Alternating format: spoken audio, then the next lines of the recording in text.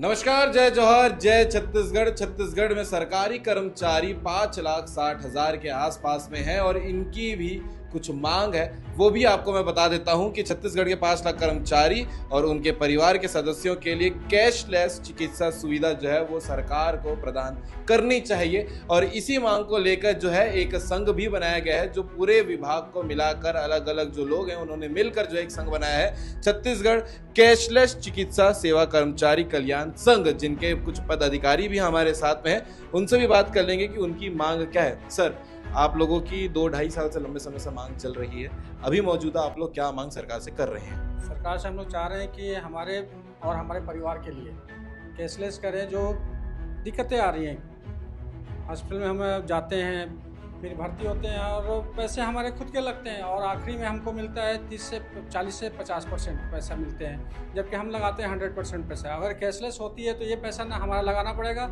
और ना सरकार को नुकसान होगा। अगर सरकार, हम 5 लाख कर्मचारी जो हैं, हमको 200 रुपये सरकार देती है।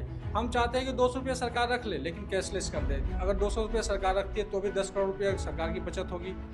और हम 20% भी कर्मचारी अगर बीमार पड़ते हैं, हमारा परिवार का कोई भी सदस्य बीमार पड़ता है, तो सरकार को सिर्फ 40 लाख ही रुपये लगेगा। फिर भी सरकार को 8 करोड़ 60 लाख रुपये की बचत पर मंथ होगी।